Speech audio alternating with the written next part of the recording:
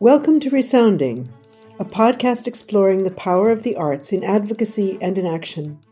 We talk with artists and activists, taking a deep dive into questions surrounding the causes of displacement, the strength and the vulnerability of people on the move, and the potential of the arts to shine a light on social injustice and to impact people's lives for the better. My name is Laura Hassler. You are listening to part 2 of a roundtable held in observation of Human Rights Day, featuring the human rights defenders Yigit Aksakoglu and Godfrey Lado. If you haven't yet, go back to our previous episode to hear part 1 of this conversation. In this episode, we continue our conversation surrounding the place of community, the demands placed on migrant artists, and thoughts about building alliances.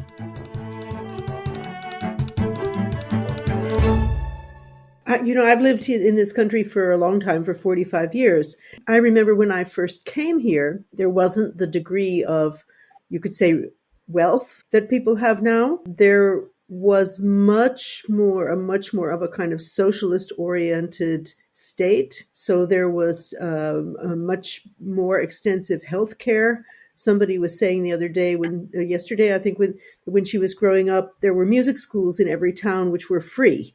Every child could go and get free music. It was called folk music schools, but it wasn't folk music. It was for the people, people's music schools. I remember there was a law that allowed for artists to have a basic monthly income just for being artists, and anything they earned from selling their work came on top of that. And the only thing they needed to do was to lend some of their art to public buildings. And at the same time, it seemed to me that the Dutch society was much more welcoming of refugees, for example. I even knew one of the mayors of the city I live in had been in a commission that would actually go to places where there were people who were endangered and negotiate their release to the Netherlands so that they could come and live here in safety. There was a very different idea, and the way I see it is that over the years, the country has moved to a much more neoliberal kind of model where the lower middle class and the middle class gets hollowed out, and then people are resentful. And because they're resentful, it's easy to turn that resentment against whoever is the other.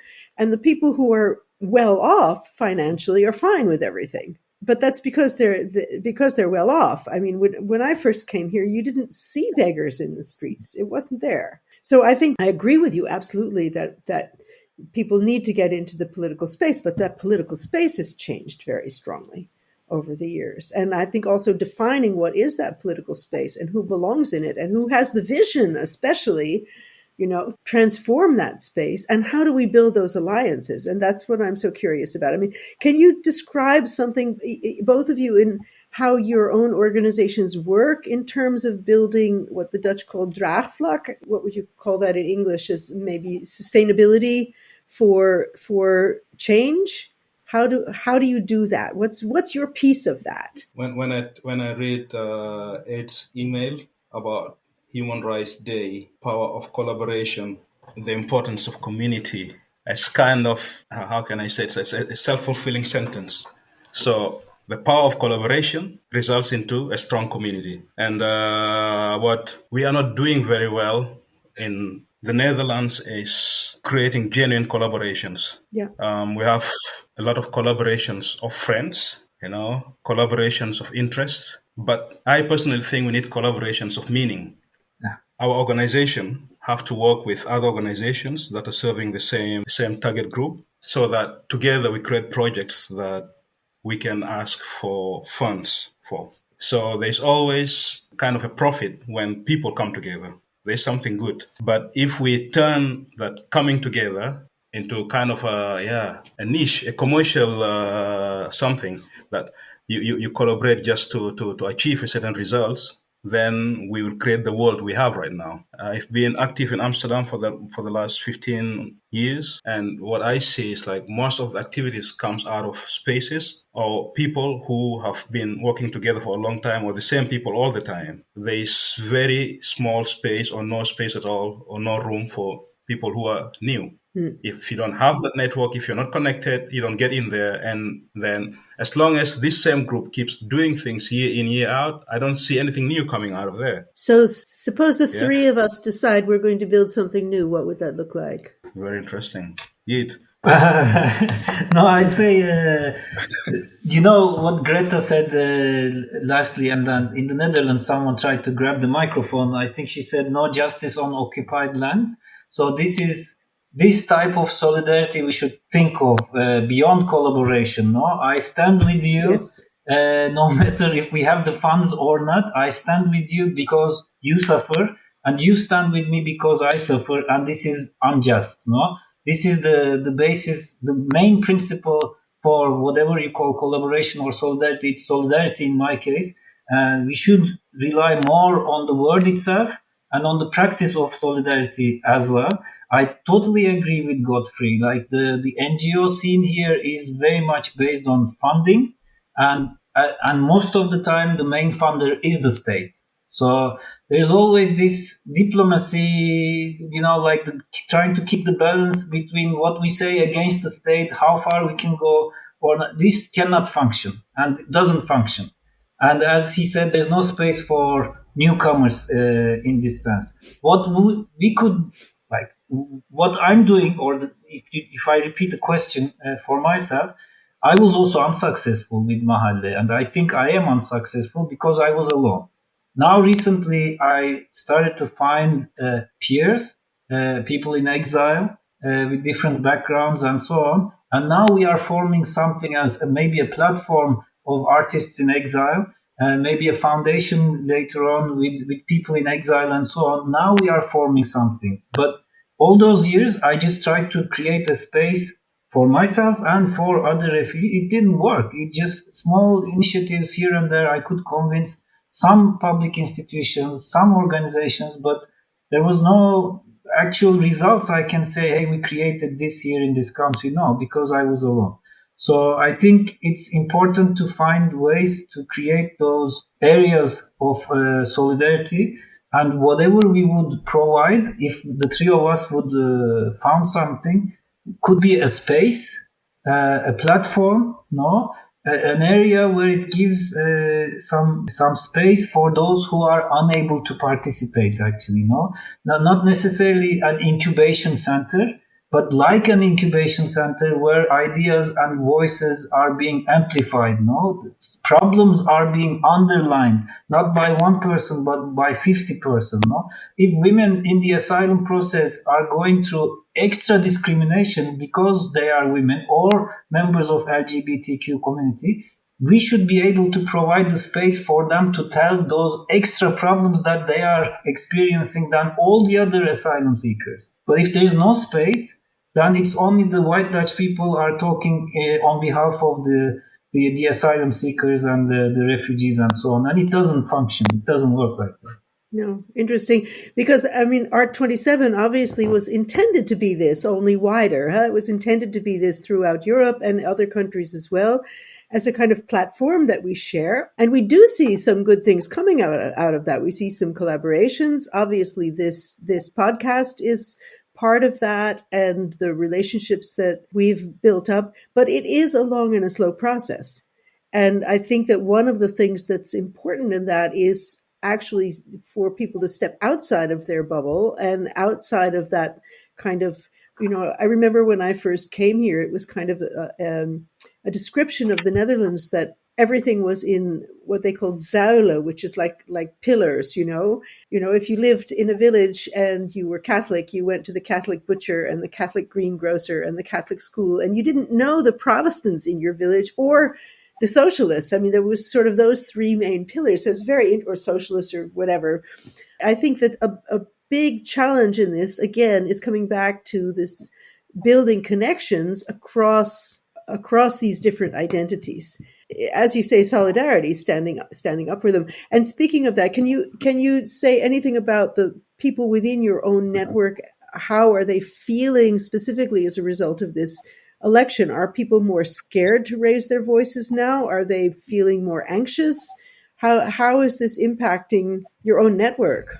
Most of my friends in my network are political refugees, exiles. So we have the urge to do more. Like, we need to start doing something, because this is the society where most probably we're going to grow our children, and it's going bad.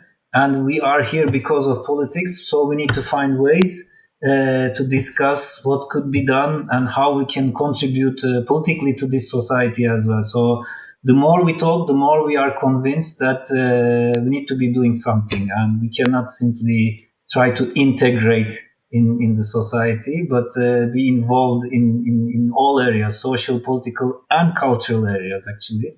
So, but it's scary. It's also giving people uncertainty. But besides that, most of the time, it motivates us to be more in the politics. Yeah. And how about the people that you're working with, Godfrey? Do people feel more threatened because of this election situation here?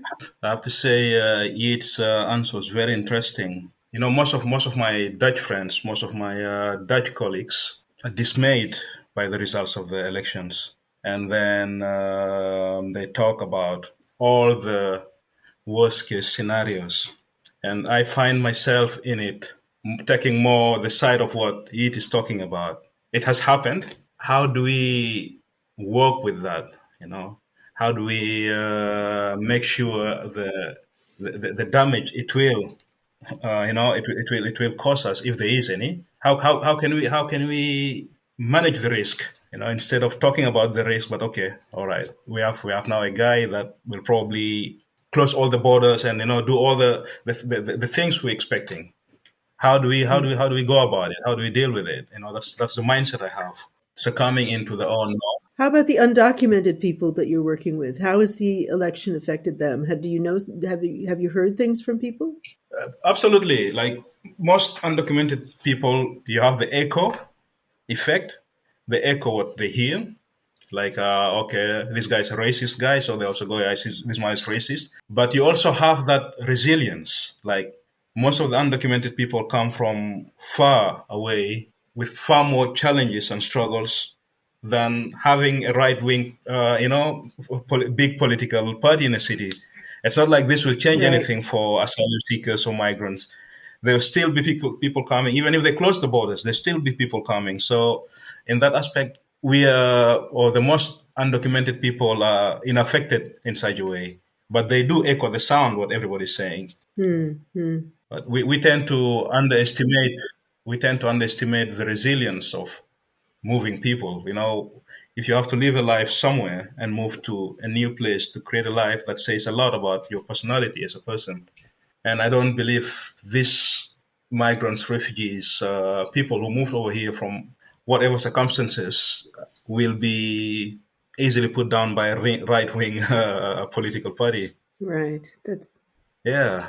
And how do you see in this, because we're all involved with communities or with artistic visions, people who approach life from or try to from an artistic point of view and are active in the arts. I work for Musicians Without Borders. Yigit has set up Mahala. Godfrey is himself an artist. How do we imagine kind of the added value of the arts in this context? In my context, I've embraced being an artist in a broad sense of the word. The different disciplines in art that I can practice, I tend to use them to create that effect that I want, to create that community that I'm trying to build. So if I find my project in the ASKV is the embassy, and in the embassy, I strive to look for migrants or refugees who are well-spoken and have the charisma and the will to represent the rest. So we train ourselves into becoming these vessels of awareness. And then we have a message that is making people aware of the existence of refugees and migrants in the society. This message is then packaged into different packages. Some of us are poets, some of us are storytellers, some of us are singers, some of us can just straight talk and give a speech in which we share the message with the different platforms we can reach. So when I say the broader sense of the word, I try to use all the disciplines I can to send the message I'm trying to send, and using everybody I can get that will help me do that. And so we have this embassy ambassadors, and in the embassy we have storytellers, singers. So all these different packages, I feel it's needed, to make an impact. And what you do is you put these ambassadors on a stage somewhere, correct? You give them an opportunity to speak where people will listen. Definitely. Is that so that's a piece of the answer, right? You put them on a stage, you work with them to hone their natural skills that they have. These are people who are well spoken, or who are poets, who are singers, who are whatever, who have talent and see their identities somewhat within this artistic framework, and you basically give them a stage, right? Yeah, definitely.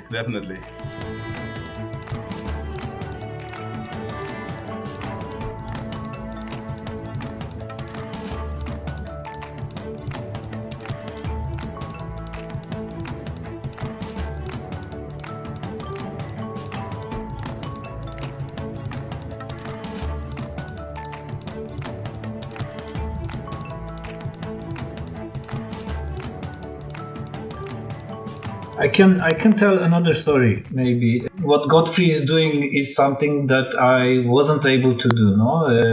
To provide a platform for refugees, asylum seekers, and undocumented people to express themselves through arts and culture was my main idea, because I think it has a very powerful. It has a lot of power for change, very impactful, and can make things change in a drastic way, more than academic papers, research, or media, and so on. But it's not easy. So what I did was to try to convince institutions to provide spaces for refugee artists and makers and so on. So we collaborated with the Sound and Vision Archives of the Netherlands, and they provided 2 scholarships or fellowships for refugee artists. Yeah, one of them was a Syrian refugee, and the other one was a Kurdish refugee from Turkey. So the Kurdish refugee Felat made a film with the scholarship on Rotterdam, actually, which was an 8 minutes long movie about Rotterdam. And immediately after he published, or he submitted it, other institutions were so interested, because so-called a newcomer, a Kurdish filmmaker coming from the Kurdistan, Turkey, and so on, and then making a movie about Rotterdam in 8 minutes. And it's a good movie. It tells the story of Rotterdam, how unjust is Rotterdam, and so on. Now he's collaborating with other institutions to make a longer movie about Rotterdam. So great. Well, you started a process then, right? I mean, there's a vision behind that. Of course, and it was just 2 scholarships. It was too small, and now we hope the archives will have a larger budget, let's say, to have more fellows, and then to provide more funds and so on. So this was a pilot for all of us. But my idea was not only to provide opportunities for the refugees. No, we of course provided an opportunity, even though it was a very small opportunity, but we influenced the institution.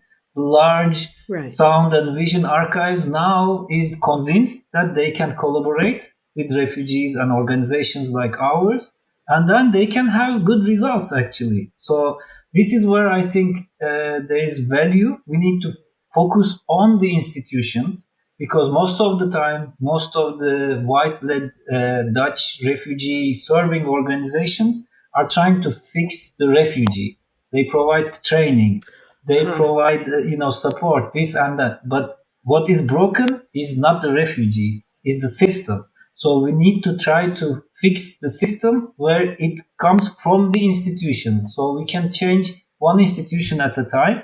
but we need to start doing that. If public institutions are not the pioneers on how to include more refugees, more migrants, we cannot expect it from the private sector. So therefore, I think part of the collaboration should also enlarge outside our migrant, refugee, etc. bubble, or so-called the NGO bubble, but get to the public institutions as well, because some of the resources they have may seem not so important to them, but can be very valuable in the process of any refugee to become part of this society, for the cohesion with the Dutch society and so on. So therefore, I think there is value in developing collaborations, especially in the arts and culture area, with the public institutions and refugee-led organizations. Yeah, and you talked about the getting this opportunity for this Kurdish filmmaker, but then who produced then a good film,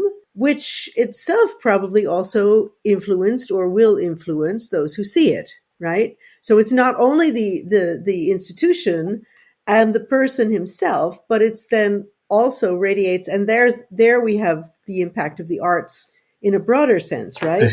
So maybe we need to look at those three pieces of each of those processes. You're talking about the person, him or herself, who's here as a refugee migrant artist. You're talking about the institutions that we need to open up to bring them in and give them spaces. And then we talk about the art that they create and the impact that that has on the wider public, right? Which is a big process, and we really need allies in that, right? Definitely. Which in the end should affect the society we are living in, because art and culture is shaping the society in one way or the other. So we need to be part of it as soon as possible throughout this triangle we just mentioned, because it will be performed in this society. And it should not be exotized, seen as an exotic fruit or so, but as part of the mainstream culture in this country, no? Because we are part of this country. Therefore, our cultures should also be part of this country too. Therefore, the idea of migration society is important, and starting from top, going down all the way to different policies, including the arts and culture policy as well. Exactly.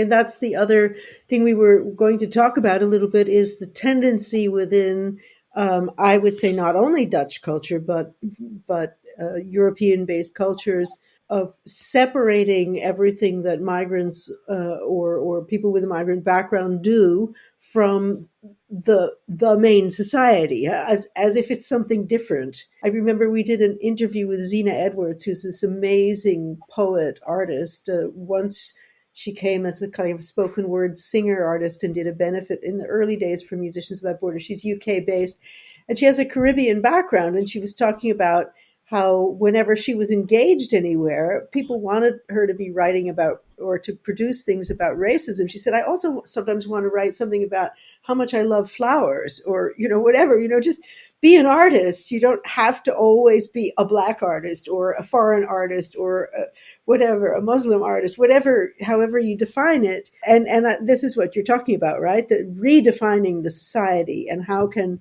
art help us redefine the society as an inclusive culture. There's this excellent book called Dutch Racism. It's an academic book, and then it talks about different aspects of Dutch racism, and one is about the arts and culture sector, yeah? And there it says, I think it's a quotation from one of the interviewees, and he or she says, when a Dutch person does something, it's called art, but when the same thing is done by a migrant or a refugee, then it's called culture. No, that's the main difference here. We are expected to produce or to bring our culture here and remain in our cultural area and never go into the arts area or go into another area, no? So your example was actually a good one. Most of my friends, my artist friends, whenever they are called, they are expected to perform whatever they have as cultural, artistic background and bring from their traditional past and so on and so forth. So a Turkish singer singing a spoken word or so, there's no such thing. We are expected to play oud and, have dabke nights. Whenever I say such things, why don't you do dabke? No, this is not the thing. I want people from refugee backgrounds to be mainstream in this country, because most of us are working for the cleaning companies, distributing couriers, cargoes and so on, but not appearing on TV as much as possible. So the TVs are not as diverse as the cleaning teams of municipalities, actually, yeah? Right. Godfrey, I'm sure you have thoughts on this. Definitely. Yeah. I'd like to add up on to what you thought was not much in what you're doing. It's like getting 2 or 3 artists with a non-Dutch background into the mainstream. It's not nothing. Like, we have different projects on which we work from ASKV, and one of the projects we work on is access to education for people without papers. I'll have to tell you that in that project, we are very happy if we have 2-3 people a year that are taken into to the university, RLC, or a college anywhere. It is progress, even though it's not much. It is, in a way, it is positive. And what you just mentioned, I can relate to it. The fact that we have a lot of artists from the Netherlands who use their art to show the migration problem, to show the problem of the refugee. And at the same time, you have in each and every 10 refugees, you have an artist from these people that can do that better than the Dutch artist that is going to share their perspective, with others. And for some reason, these guys are never called artists. Yes. It's like we're going into to do some co-creation, but the refugee will never get the same status as the artist that came to do a co-creation with him. Or never get paid. Like, you're being exposed, which is a great opportunity for you. But my counterpart from the Netherlands is getting, I don't know how much for an hour. So where is the equality? Yeah. And I also experienced that, being invited to perform something that they expect of me. So, Godfrey, can you come and do this poem for us? And I'm like, as an artist, I would like you to give me the freedom to decide what I'm going to do in your event. Just let me know what the event is and leave it up to me. If I come with a song, if I come with a poem, it will all be connected to whatever you ask me to do. But no, in Holland, we know what we want from you, and this is what we want you to come and do for us. I've always like had conflicts in that. Finally got my place. Now people leave me alone. They just tell me, Godfrey, come and do whatever you want to do. Good. Well, then that's also an achievement, right? You've absolutely. Yeah. Really also what it takes. I think it's, of course, a kind of a known fact over time that when people move to a different place, very often you have to work twice as hard as people who live there to get anywhere. You have to produce more because you have to prove that you're okay, that you're worthy. I think that's it's a sad fact, but it's also true. But it also, very often, people who end up, as I think you were saying earlier on, Godfrey, who have found their way here from places, already have that kind of extra inner strength because they've gotten here, they've managed to get here. And I think that's, if you're talking also about artists, there's not only that strength, but there's also the vision and the creativity and the ability to capture your vision in symbolic ways which can impact huge numbers of people. And let's go in that direction, right? We need more power sharing. No, we don't need more exposure. We have enough exposure. Our numbers are double, tripled in the media, like, there's a flux of migrants or whatever.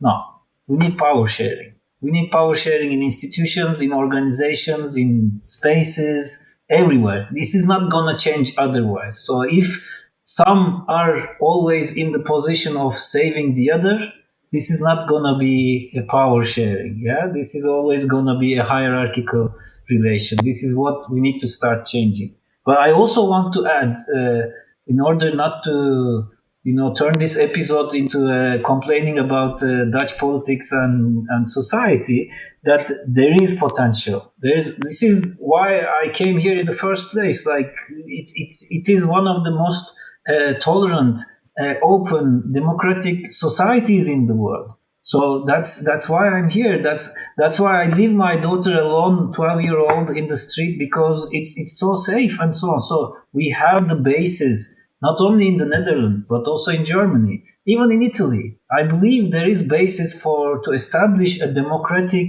migration society. It is there. We just need to start talking about it, how we are going to build it. Because the more we don't talk and the more we disregard the migrants, the anti-migration discourse is winning, and we are being alienated.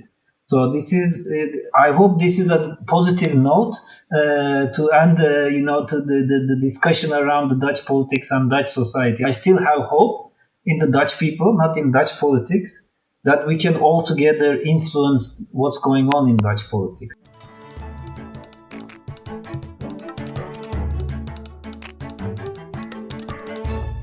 Godfrey, anything to contribute to this piece of the conversation?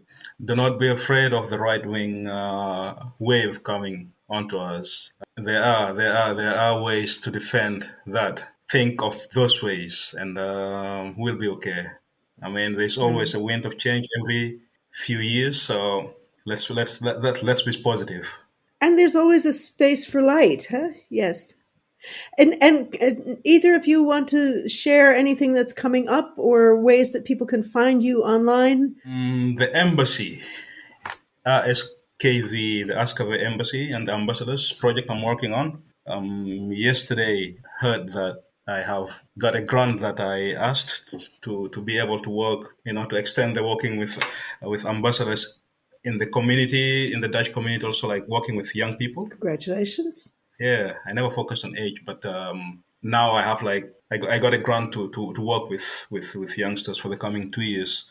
That's just this week. So bravo. Anybody working with youth who would love to have this youth exposed to the story of the migrant, the refugee, feel free to reach out and see if we can work on something together. And maybe people who in their own countries want to engage with this issue of working with people who have no papers. We can also take a look at the ASKV website and get some inspiration. Absolutely. There's a lot that we've been able to build up in the many years and experience that we've worked with the target group. Check our website. It's a lot more than I can even tell has happened in the last 30 years and that we're still working on. Send us a message, contact us, come over to Amsterdam, visit us. Let us visit you, Nice. Yigit, any final words? But I wanted to thank all of you, to the whole R27 team, and to you, Laura, especially. I don't know how long we've been in contact, but I told you once, you're almost the only one I'm receiving good news here in the Netherlands. And it's always nice to talking to you in such settings or informal settings. It's always giving me hope to do something more. So thank you for that. Well, nice to know that we're in this network, because I am absolutely not the only one who's imagining things and making them happen. And I think there are a lot of people around, and I think a lot of maybe what we also need to do is just to find them and connect with them. Because it's not that there are only a few, there are many, but we don't always know each other, and we don't always know each other's names or each other's work. So maybe that's also a good step towards all these things that we've been discussing today. Thank you both so much for a very inspiring conversation, and may we work towards a year of every day being Human Rights Day, and the wisdom and vision of artists having a space in our societies for everyone. Thank you. Thank you. ReSounding is brought to you by the Art27 Network, a network of like-minded initiatives using art and culture to respond to the ongoing crisis of displacement of human beings in Europe and around the world. To find out more and to join our growing network, you can visit our website, art27.art, or follow us on Facebook at art27. This podcast was produced and edited by Ed Holland. The theme tune was written by Matteo Gillespie in collaboration with Synca. Thank you for listening.